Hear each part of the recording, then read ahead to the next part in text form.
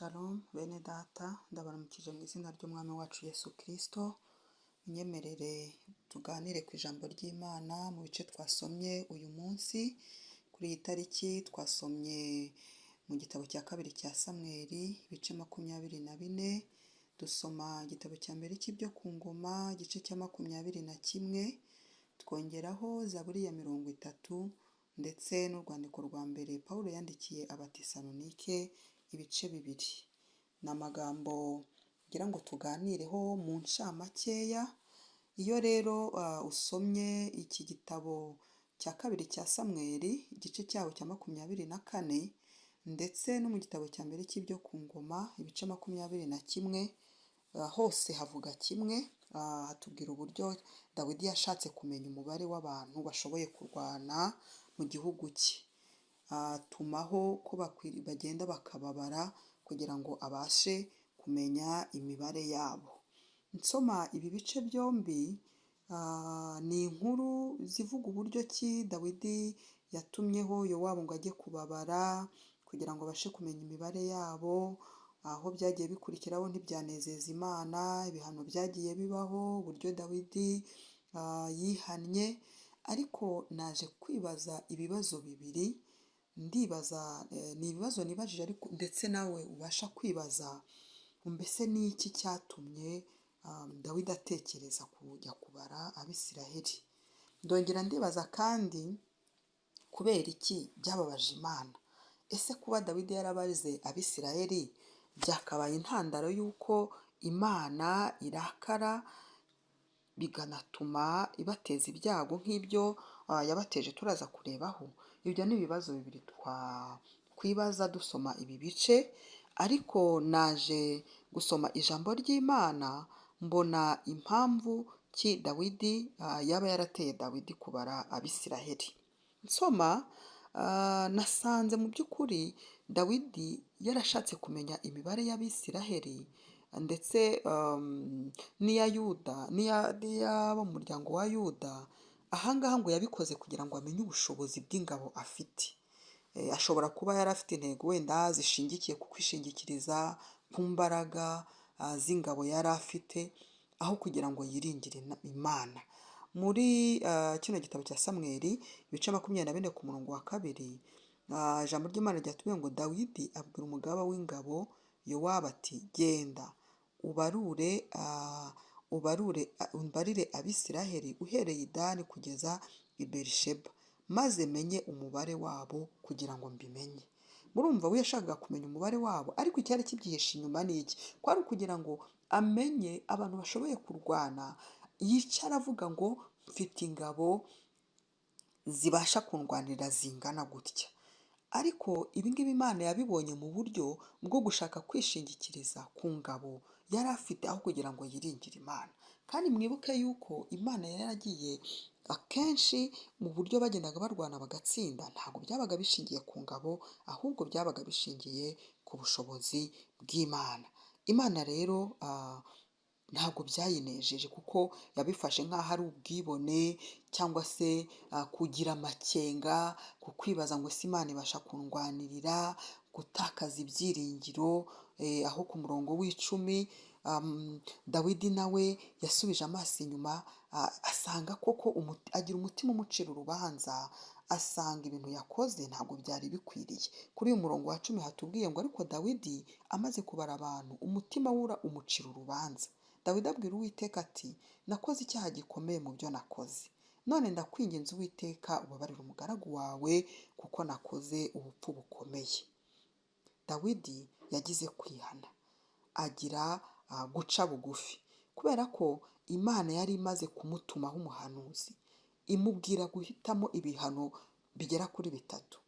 Imuhitishamo inzara, imuhitishamo guhunga abanzi cyangwa se kubatera icyorezo. Ariko Dawidi amaze kugira umutima uciye bugufi, ngo ahitamo gushyira ibyo byose mu biganza by'Imana. Aravuga ngo Mana, ngo mpisemo kwigira mu biganza byawe.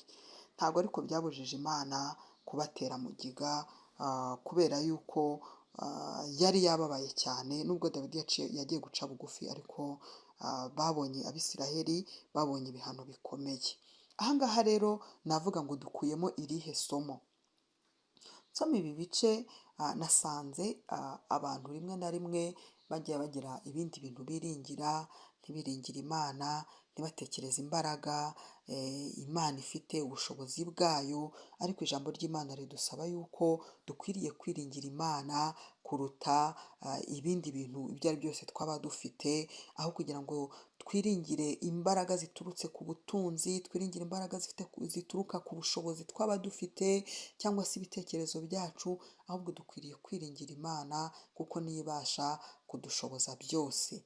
Ikindi nanone nizemo ko dukwiriye kugira umutima wo guca bugufi no kwiyoroshya, kuko Dawidi yaje gusubiza amaso inyuma asanga yakoze icyaha, yateshutse ku mugambi w'Imana, arangije ariyoroshya aca bugufi, agira umutima wihana.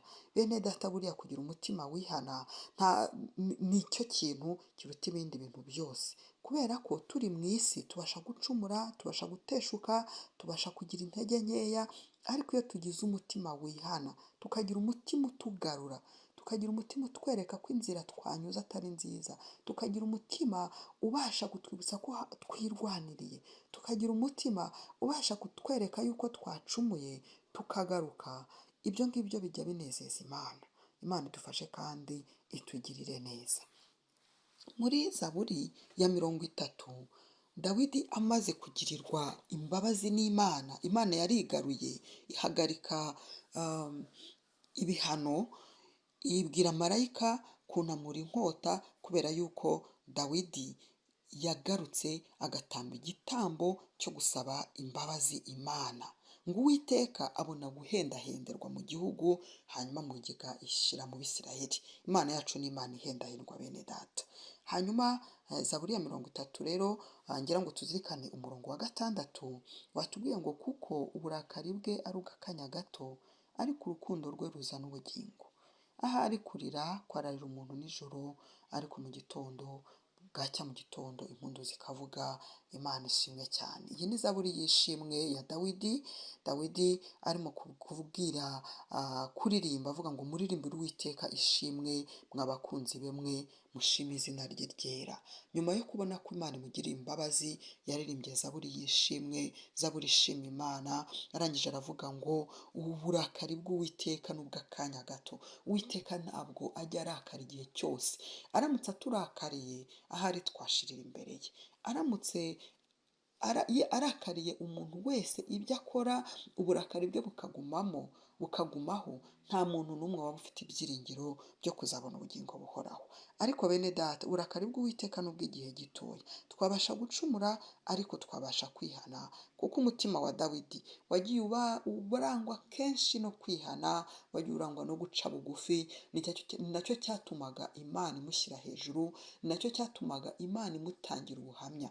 Ntabwo ari uko yari umukiranutsi 100%, ahubwo icyo yarushaga abandi ni uguca bugufi, ni ukugaruka akikubita imbere y'Imana, akambara ibigunira, akarira, akabwira Imana ngo naracumuye, akarira cyane, akihana. Imana ikareba umutima ayizaniye imbere, ikabasha kumubabarira, bigatuma imugirira icyizere. Imana rero ikomeze kuduha umutima wihana, umutima uca bugufi, ngo ahari kurira kwararira umuntu nijoro, ariko bwacya mu gitondo impundu zikavuga.